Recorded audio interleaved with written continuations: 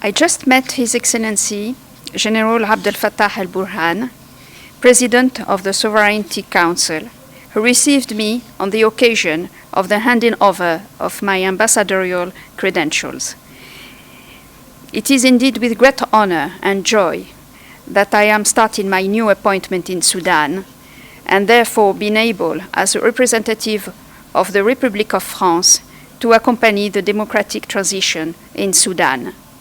In this regard, I would like to highly commend the achievements of the transitional authorities and to underline the fruitful cooperation between the military and the civilians that ensure the stability of the country and enable the signing of the Juba Peace Agreement on October 2020.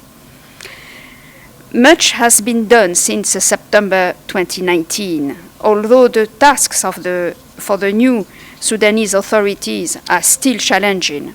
The achievements already made in terms of individual freedoms and human rights need to be underlined, particularly in terms of freedom of expression and of the press, but also regarding the women's rights.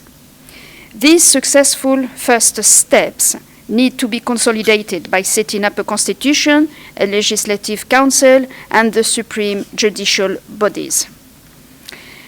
Following the revolution, the normalization of Sudan's relations with the international community has been made possible.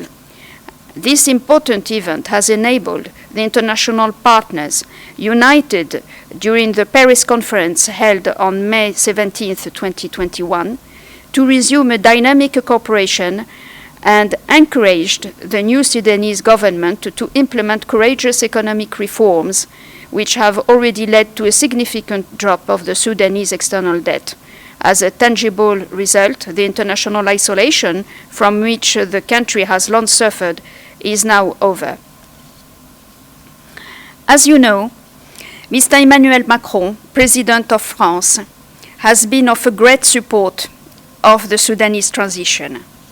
France is indeed convinced that Sudan is moving towards the right direction and has decided to strongly support the new authorities in all their components towards the path of peace, democracy, and economic development.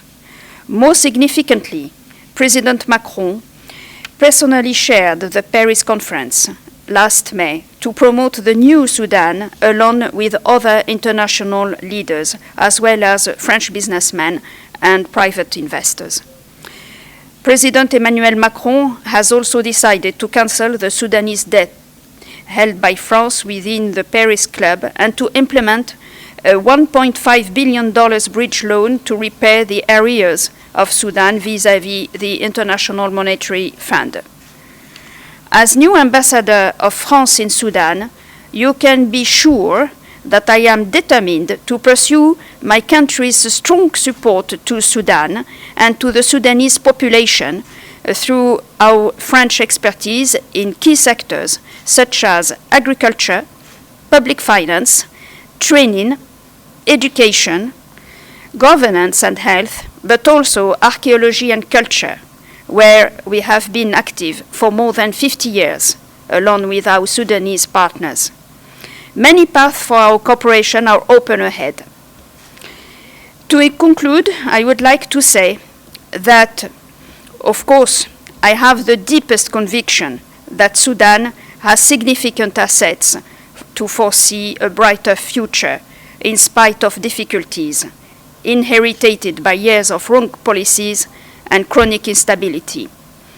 And of course, the way ahead will not be easy, but with the courage, the determination, and the dignity of the Sudanese population, we will no doubt all together, as international community and as Sudan, overcome the difficulties and the challenges. France, as a long-time friend of Sudan, will fully play its part in this new chapter for Sudan.